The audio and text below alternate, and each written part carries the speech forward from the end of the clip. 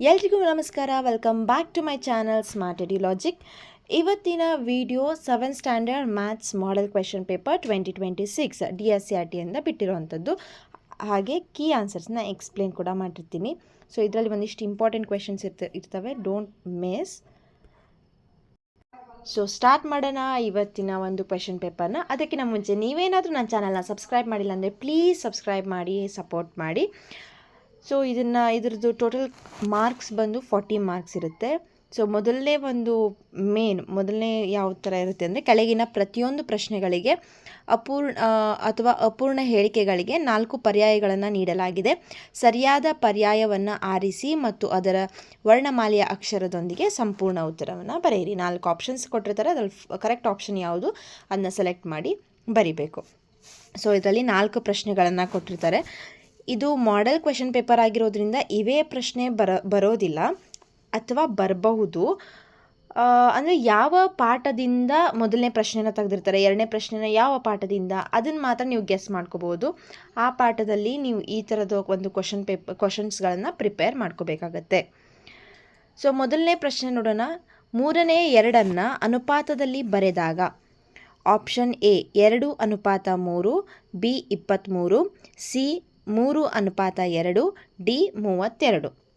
ಸರಿಯಾದ ಉತ್ತರ option A 2:3. ಮುಂದಿನ ಪ್ರಶ್ನೆ.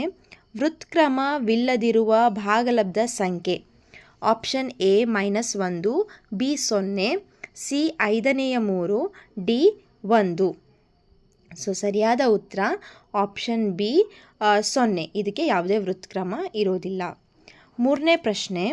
ವೃತ್ತಾಕಾರ ವಲಯದ ಸುತ್ತಲಿನ ಒಟ್ಟು ದೂರವು, ಅದಕ್ಕೆ ನಾವು ಏನಂತ ಕರಿತೀವಿ? ಆಪ್ಷನ್ ಎ ವಿಸ್ತೀರ್ಣ, ಬಿ ಪರಿಧಿ, ಸಿ ಕಂಸ, ಡಿ ಜ್ಯಾ. ಸರಿಯಾದ ಉತ್ತರ ಆಪ್ಷನ್ ಬಿ ಪರಿಧಿ. 4ನೇ ಪ್ರಶ್ನೆ. ಘಾತ ಸಂಖ್ಯೆ 5/2 ಘಾತ ಸೂಚಿ. ಸೊ 5/2 ಇದರಲ್ಲಿ ಘಾತ ಸೂಚಿ ಯಾವುದು? Option A 2, B 5, C 25, D 10. ಸರಿಯಾದ ಉತ್ತರ ಆಪ್ಷನ್ ಎ 2 ಘಾತ ಸೂಚಿ. ಸೊ ಇದಿಷ್ಟು ಮೊದಲನೇ ಮೇನಿನ ಪ್ರಶ್ನೆಗಳಾಗಿದ್ವು. ಇದನ್ನು ನೋಡಿದರೆ ನೀವು ಅನ್ಕೋಬೇಕು ಈ ಒಂದು ಪಾಠದಿಂದ 1 ಮಾರ್ಕ್ಸಿಂದು ಕ್ವಶನ್ಸ್ನ ಕೇಳ್ತಾರೆ. ಸೊ ಮುಂದಿನ ಮೇನ್ ಇರೋದು ಬಿಟ್ಟ ಸ್ಥಳ ತುಂಬಿರಿ. ಅದರಲ್ಲಿ ಮೊದಲನೇ ಪ್ರಶ್ನೆ. ಚೌಕದ ಪರಿಭ್ರಮಣಾ ಸಮಮಿತಿಯ ಕ್ರಮ. ಆನ್ಸರ್ 4. ಚೌಕದ ಪರಿಭ್ರಮಣಾ ಸಮಮಿತಿಯ ಕ್ರಮ ಎಷ್ಟು ಅಂದರೆ 4. ಗೋಳಕ್ಕೆ ಒಂದು ಉದಾಹರಣೆ ಕೊಡಿ ಅಂತ ಹೇಳಿದರೆ ಅದಕ್ಕೆ ಆನ್ಸರ್ ಚೆಂಡು ಅಂತ ಕೊಟ್ಟಿದ್ದಾರೆ. ನೀವು ಯಾವುದಾದ್ರೂ ಒಂದು ಉದಾಹರಣೆನ ಕೊಟ್ಕೋಬೋದು. ಮುಂದಿನ ಪ್ರಶ್ನೆ. ಕೊಟ್ಟಿರುವ ಈ ಜಾಗದಲ್ಲಿ, ಅಂದರೆ ಇಲ್ಲಿ ಬಾಕ್ಸ್ ಕೊಟ್ಟಿದ್ದಾರಲ್ಲ, ಈ ಜಾಗದಲ್ಲಿ ಹಾಕಬೇಕಾದ ಸೂಕ್ತ ಚಿಹ್ನೆ ಯಾವುದು? 1/-11 ಅಥವಾ ದೊಡ್ಡದಾ, ಅಥವಾ -1/11 ದೊಡ್ಡದಾ, ಅಥವಾ 2 ಸಮ ಸಂಖ್ಯೆನಾ? ಆನ್ಸರ್ ಎಸ್, 2 ಸಮ ಸಂಖ್ಯೆ. ಯಾಕಂದರೆ 2 ಋಣ ಸಂಖ್ಯೆಗಳು, ಅಂಶಛೇದ ಎಲ್ಲ ಸಂಖ್ಯೆಗಳು ಸೇಮ್ ಇದ್ದಾವೆ. ಮತ್ತೇನಿದೆ, 2 ಋಣ ಸಂಖ್ಯೆಗಳಾಗಿರೋದ್ರಿಂದ 2 ಸಂಖ್ಯೆಗಳು ಸಮ ಇದ್ದಾವೆ. ಮುಂದಿನ ಪ್ರಶ್ನೆ. ಸಮಾಂತರ ಚತುರ್ಭುಜದಲ್ಲಿ ಪಾದಕ್ಕೆ ಎಳೆದ ಲಂಬ ರೇಖೆಯನ್ನು ನಾವೇನಂತ ಕರಿತೀವಿ? ಸೊ ಅದಕ್ಕೆ ಆನ್ಸರು ಸಮಮಿತಿ ಅಕ್ಷ ಅಂತ ಕೊಟ್ಟಿದ್ದಾರೆ. ಮುಂದಿನ ಪ್ರಶ್ನೆ. ಮುಂದಿನ ಮೇನ್. ಈ ಕೆಳಗಿನ ಸಮಸ್ಯೆಗಳನ್ನು ಬಿಡಿಸಿ. ಬೀಜೋಕ್ತಿ ABX + 3AX ಎಕ್ಸ್ನ ಸಹಗುಣಕ ಬರೆಯಿರಿ. ಸೊ ಎಕ್ಸ್ನ ಸಹಗುಣಕ ಯಾವುದು ಅಂದರೆ, ಇದರಲ್ಲಿ ಎಕ್ಸ್ ಇರುವಂತಹ ಪದ ಯಾವುದು? 3AX. ಹಾಗಾದರೆ ಇದು ಎಕ್ಸ್ನ ಒಂದು ಸಹಗುಣಕ ಯಾವುದು ಅಂದರೆ 3A. ಸೊ ಆನ್ಸರ್ 3A ಆಗಿರುತ್ತೆ. ಮುಂದಿನ ಪ್ರಶ್ನೆ. 6/1 ಆಧಾರ ಸಂಖ್ಯೆಯನ್ನು ಬರೆಯಿರಿ. ಸೊ 6/1 ಇದರಲ್ಲಿ ಆಧಾರ ಸಂಖ್ಯೆ ಯಾವುದು? 6. So answer 6. ಮುಂದಿನ ಪ್ರಶ್ನೆ. ಇಂಗ್ಲಿಷ್ ಅಕ್ಷರದ ಸಿ ನಲ್ಲಿ ಇರುವ ಪರಿಭ್ರಮಣಾ ಸಮಮಿತಿ ಕ್ರಮ ಎಷ್ಟು? ಸೊ 1. ಆನ್ಸರ್ 1. ಇದರಲ್ಲಿ ನಿಮ್ಗೆ ಕೇಳ್ಬೋದು ಪರಿಭ್ರಮಣಾ ಸಮಮಿತಿ ಕ್ರಮ ಎಷ್ಟು ಅಂತ, ಬೇರೆ ಒಂದು ಆಲ್ಫಾಬೆಟ್ ಲೆಟರ್ನ ಕೊಟ್ಟು ಕೇಳ್ಬೋದು ಪ್ರಶ್ನೆನ. ಮುಂದಿನ ಪ್ರಶ್ನೆ. ಆಯತ ಘನದಲ್ಲಿ ಇರುವ ಮುಖಗಳ ಸಂಖ್ಯೆ ಎಷ್ಟು? 6. ಮುಖಗಳ ಸಂಖ್ಯೆ ಎಷ್ಟು? 6. ಚೌಕಗನದ ಬಗ್ಗೆ ಕೇಳ್ಬೋದು, ಅದರ ಶೃಂಗಗಳು ಕೇಳ್ಬೋದು, ಅಂಚುಗಳ ಬಗ್ಗೆ ಕೇಳ್ಬೋದು. ಈ ಒಂದು ಪ್ರಶ್ನೆಯಲ್ಲಿ ಒನ್ ಮಾರ್ಕ್ಸ್ ಪ್ರಶ್ನೆಯನ್ನು ಕೇಳ್ತಾರೆ. ತುಂಬ ಸುಲಭವಾಗಿ ಇಲ್ಲಿ 4 ಮಾರ್ಕ್ಸ್ನ ನೀವು ಪಡ್ಕೋಬೋದು, ಯಾಕಂದರೆ ಎಲ್ಲ ಈಸಿಯಾಗಿರುವಂಥ ಚಾಪ್ಟರ್ಸ್ ಮೇಲಿಂದನೇ ಕ್ವೆಶನ್ಸ್ ಕೇಳಿದ್ದಾರೆ. ಸೊ 4 ಮಾರ್ಕ್ಸನ್ನು ನೀವು ಈಸಿಯಾಗಿ ತೊಗೋಬಹುದು. ಮುಂದಿನ ಪ್ರಶ್ನೆ, ಕೆಳಗಿನ ಬೀಜ ಪದಗಳಲ್ಲಿ ಇರುವ ಸಜಾತಿ ಬೀಜ ಪದಗಳನ್ನು ಗುರುತಿಸಿ ಬರೆಯಿರಿ. ಸಜಾತಿ ಬೀಜ ಪದಗಳಂದರೆ ಒಂದೇ ಚರಾಕ್ಷರ ಹೊಂದಿರುವಂಥದ್ದು. So answer 5N 3N 19N ಇದು ಒಂದು ಗುಂಪಾದರೆ 8A 9A ಇದು ಒಂದು ಗುಂಪು. ಸೊ ಇವು ಸಜಾತಿ ಬೀಜ ಪದಗಳು. ಇದು 2ನೇ ಪ್ರಶ್ನೆ, 2 ಅಂಕದ ಒಂದು ಪ್ರಶ್ನೆ. ಸೊ ಈ ರೀತಿ ಏಕಪದೋಕ್ತಿ, ದ್ವಿಪದೋಕ್ತಿ, ತ್ರಿಪದೋಕ್ತಿನ ಕಂಡುಹಿಡೀರಿ ಅಂತ ಕೇಳ್ಬೋದು ಈ ಕ್ವೆಶನಲ್ಲಿ. ಅದ್ರ ಬಗ್ಗೆ ಸ್ವಲ್ಪ ನಿಮಗೆ ಐಡಿಯಾ ಇರಲಿ. ನೆಕ್ಸ್ಟು, ಲಂಬ ಸಮಮಿತಿ ಅಕ್ಷರವನ್ನು ಹೊಂದಿರುವ ಇಂಗ್ಲಿಷ್ ವರ್ಣಮಾಲೆಯ 4 ಅಕ್ಷರಗಳನ್ನು ಹೆಸರಿಸಿ. ಆನ್ಸರ್ ಲಂಬ ಸಮಮಿತಿ ಅಕ್ಷರ ಯಾವ್ಯಾವ ಬರುತ್ತೆ? AOHI ಮತ್ತು WX ಇವೆಲ್ಲ ಏನಾಗುತ್ತೆ? ಲಂಬ ಸಮಮಿತಿ ಅಕ್ಷರಗಳು ಆಗ್ತವೆ. ಮುಂದಿನ ಪ್ರಶ್ನೆ, 20%ನ 10 ಲೀಟರ್ ಎಂದರೆ ಎಷ್ಟು? ಕಂಡುಹಿಡಿಯಿರಿ. ಸೊ ಇಲ್ಲಿ ಕೊಟ್ಟಿದ್ದಾರೆ 20%ನ 10 ಲೀಟರ್ ಅಂದರೆ ಈ ಥರ ಬರ್ಕೊಂಡಿದ್ದಾರೆ, 20/100 ಗುಂಡ್ಲೆ 10 ಲೀಟರ್. ಸೊ ಇಲ್ಲಿ 0ನ 20/100 ಇಂಟು 10 ಅಂತ ಬರ್ಕೊಂಡು 0 ಕ್ಯಾನ್ಸಲ್ ಆಗಿ 10 1 10 2 ಅಂತಂದರೆ ಆನ್ಸರ್ 2 ಲೀಟ್ರ್ ಆಗುತ್ತೆ. ಅಂದರೆ 10 ಲೀಟರಲ್ಲಿ 20% ಅಂತ ಕೇಳಿದರೆ ಅದಕ್ಕೆ ಉತ್ತರ 2 ಲೀಟರ್ ಆಗಿರುತ್ತೆ. ನೆಕ್ಸ್ಟ್ ಪ್ರಶ್ನೆ, 128/-64 ಆದರ್ಶ ರೂಪದಲ್ಲಿ ಬರೆಯಿರಿ ಅಂತ ಕೇಳಿದ್ದಾರೆ. ಆದರ್ಶ ರೂಪದಲ್ಲಿ ಅಂದರೆ -128/64 ಇವೆರಡು ಹೋಗುವಂತಹ ಒಂದು ಸಂಖ್ಯೆ ಅಂದರೆ 16. ಅದಕ್ಕೆ ನಾವು ಇಲ್ಲೇನು ಮಾಡ್ತೀರಿ, 16ರಿಂದ ಭಾಗಾಕಾರನ ಮಾಡ್ಕೊಂಡಾಗ ನಮ್ಗೆ ಆನ್ಸರ್ ಸಿಗೋದು ಎಷ್ಟು ಅಂತಂದರೆ -8/4 ಅಂದರೆ 16ರಿಂದ ನಾವು ಇದನ್ನ ಕಟ್ತಾ ಹೊಡೆದಾಗ 8/4, ಆಮೇಲೆ 4 1 4 2. So answer 2 -2/1. ಓಕೆನಾ? ಸೊ ನೆಕ್ಸ್ಟ್ ಪ್ರಶ್ನೆ ನೋಡೋಣ. 12x² y² ಅಪವರ್ತನ ವೃಕ್ಷ ರಚಿಸಿ. ಇಲ್ಲಿ ಕೊಟ್ಟಿದ್ದಾರೆ, ಫಸ್ಟ್ ಈ ಥರ ಬರ್ಕೋಬೇಕು.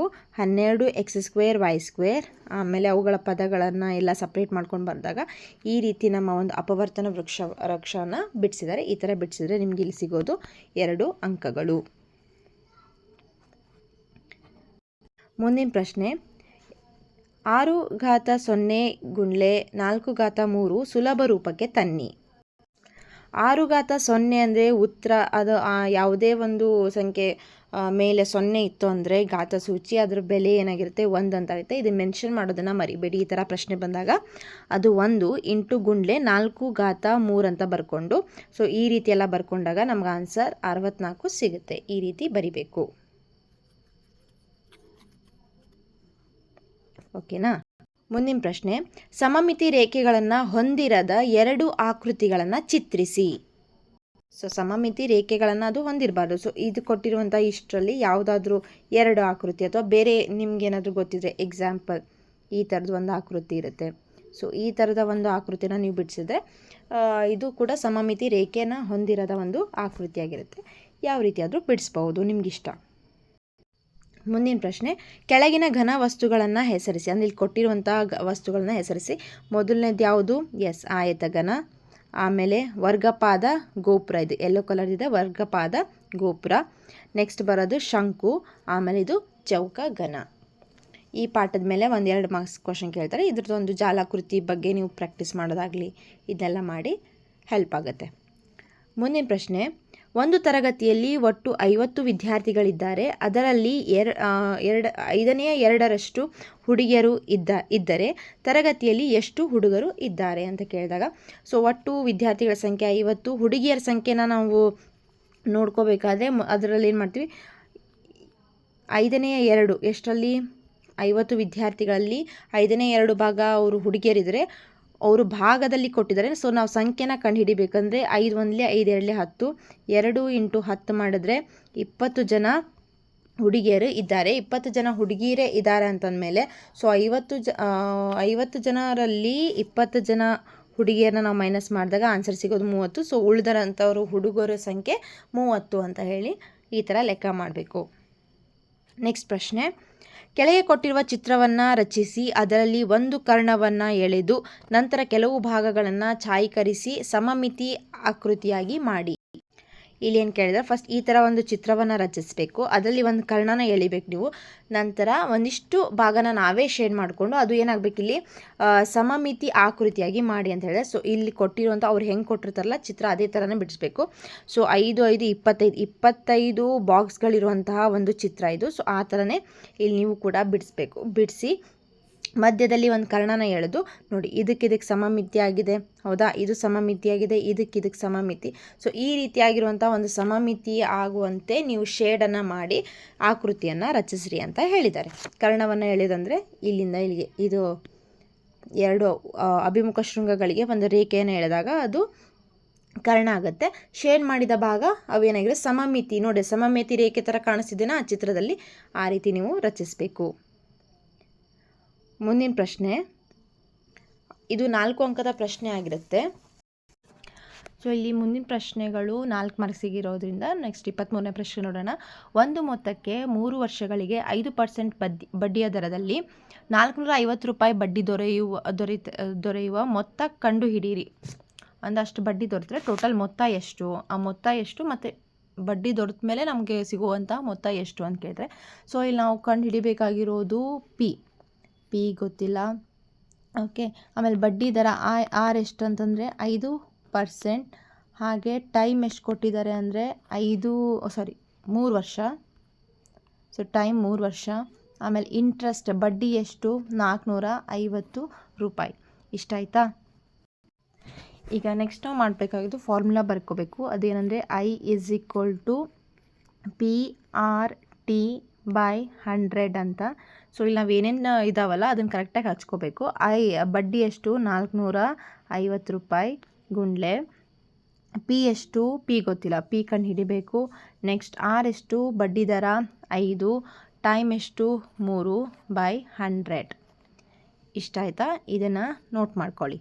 ನೆಕ್ಸ್ಟು ಇಲ್ಲಿರೋದು 5 3 15 ಗುಣಿಸಿದಾಗ ಇಷ್ಟು ಬಂತು. ಅದಾದಮೇಲೆ ನಾವು ಪಿ ಕಂಡು ಹಿಡಿಬೇಕಾಗಿರೋದ್ರಿಂದ ಉಳಿದಿದ್ದನ್ನೆಲ್ಲ ಈ ಕಡೆ = ಸೈನ ಈ ಕಡೆ ತೊಗೊಂಡಾಗ 450 ಇದು ಈ ಕಡೆ ಗುಂಡ್ಲೆ 100, ಇದು ಭಾಗಾಕಾರ ಆಗಿರೋದ್ರಿಂದ 100 ಈ ಕಡೆ ಬಂದರೆ ಗುಣಾಕಾರ. Next P × 15. ಆಮೇಲೆ ನೆಕ್ಸ್ಟ್ ಸ್ಟೆಪ್ಪು ಪಿ ಒಂದು ಕಡೆ ಉಳ್ಕೊಂಡ್ರೆ 15 ಈ ಕಡೆ ತೊಗೊಂಬಂದರೆ 450 × 100/15. ಯಾಕಂದರೆ ಇದು ಗುಣಾಕಾರ ಆಗ್ತಿರುತ್ತೆ, ಈ ಕಡೆ ಬಂದರೆ ಭಾಗಾಕಾರ. ಇದಾದಮೇಲೆ ಇಲ್ಲಿ 15 1 15, 15 3 45, 15 0 0. ಸೊ ಆನ್ಸರ್ 30 ಗುಂಡ್ಲೆ 100 ಮಾಡಿದಾಗ ನಮ್ಗೆ ಆನ್ಸರ್ ಸಿಗೋದು 3000. ಸೊ ಇದೇನಂತಂದರೆ ಪಿ. ಓಕೆ, ಹೀಗೆ ಸ್ಟೆಪ್ ಬೈ ಬರ್ಕೊಂತ ಹೋಗ್ಬೇಕು ನೀವು. ಸೊ ಈಗ ಅವ್ರಿಗೆ ಕೇಳಿರೋದೇನು, ನಮಗೆ ಮೊತ್ತ ಬೇಕು, ಹೌದಾ, ಟೋಟಲ್ ಅಂದ್ರೇನು ಪಿ ನಮ್ದು ಅಸಲು ಪ್ಲಸ್ ಅದಕ್ಕೆ ಬಡ್ಡಿ ಸೇರಿಸಿ. ಅಸಲು ಎಷ್ಟಾಗಿದೆ ಇಲ್ಲಿ 3000 ಪ್ಲಸ್ ನಮಗೆ ಬಡ್ಡಿ ಎಷ್ಟು 450 ರೂಪಾಯಿ. ಸೊ ಎಲ್ಲ ಸೇರಿಸಿದ್ರೆ 3450 ರೂಪಾಯಿ ಟೋಟಲ್ ಮೊತ್ತ ಆಗಿರುತ್ತೆ. ಸೊ ಇದಿಷ್ಟು ಆನ್ಸರ್ ಬರಿಬೇಕು. ಇದಿಷ್ಟು ಆನ್ಸರ್ ಬರೆದ್ರೆ ನಿಮಗೆ 4 ಮಾರ್ಕ್ಸ್ ಸಿಗುತ್ತೆ. ಓಕೆ, ಇಲ್ಲಿ ನೆಕ್ಸ್ಟ್ ಪ್ರಶ್ನೆ, 5 ಸೆಂಟಿಮೀಟರ್ ತ್ರಿಜ್ಯದ ವೃತ್ತವನ್ನು ರಚಿಸಿ ಕೇಂದ್ರ O, ತ್ರಿಜ್ಯ OA ಮತ್ತು ವ್ಯಾಸ ABಗಳನ್ನು ಗುರುತಿಸಿ ಅಂತ ಹೇಳಿದ್ದಾರೆ. ಸೊ ಈ ರೀತಿ ಇಲ್ಲಿ ಕೊಟ್ಟಿದ್ದಾರಲ್ಲ, ಈ ರೀತಿ ನೀವು ಒಂದು ಚಿತ್ರನ ಬಿಡಿಸಿದ್ರೆ ನಿಮ್ಗೆ 4 ಮಾರ್ಕ್ಸ್. ಅಂದರೆ ಒಂದು ಫಸ್ಟು 5 ಸೆಂಟಿಮೀಟರ್ದು ಒಂದು ವೃತ್ತ ಬಿಡಿಸ್ಬೇಕು. ಅದರಲ್ಲಿ OA, ಈಗ ಎಕ್ಸಾಂಪಲ್ ಇದೊಂದು 5 ಸೆಂಟಿಮೀಟರ್ ತ್ರಿಜ್ಯ ಬಿಡಿಸಿದ್ರೆ ನಡೆ ಕೇಂದ್ರಕ್ಕೆ ನಾವು O ಅಂತ ಹಾಕ್ತೀವಿ. ಆಮೇಲೆ ಇಲ್ಲಿಂದ ಓದಿಂದ ಎಗೆ ತ್ರಿಜ್ಯ, ಎದಿಂದ ಬಿಗೆ ವ್ಯಾಸ. ಅದನ್ನು ನೀವು ಸಪ್ರೇಟಾಗಿ ಇಲ್ಲಿ ಬರ್ಕೊಂಡಿದ್ದಾರಲ್ಲ ಆ ಥರ ಬರಿಬೇಕು. ಅಂದರೆ O ಅಂದರೆ ಕೇಂದ್ರ, ನೆಕ್ಸ್ಟ್ OA ಎಲ್ಲಿದೆ ಅದು ತ್ರಿಜ್ಯ, ನೆಕ್ಸ್ಟು AB = ವ್ಯಾಸ. ಆ ಥರ ಗುರುತಿಸಿದ್ರೆ ನಿಮ್ಗೆ ಇಲ್ಲಿ 4 ಮಾರ್ಕ್ಸ್ ಸಿಗುತ್ತೆ. ಅಂದರೆ ಈ ಒಂದು ಪಾಠದಿಂದ ನಿಮಗೆ ಒಂದು 4 ಅಂಕದ ಒಂದು ಪ್ರಶ್ನೆನ ಕೇಳ್ತಾರೆ ಅಂತ ಅರ್ಥ. ಐ ಹೋಪ್ ನಿಮಗೆ ಈ ವಿಡಿಯೋದಿಂದ ಸ್ವಲ್ಪ ಹೆಲ್ಪ್ ಆಗಿರುತ್ತೆ ಅಂತ ಅಂದ್ಕೊಂಡಿದ್ದೀನಿ.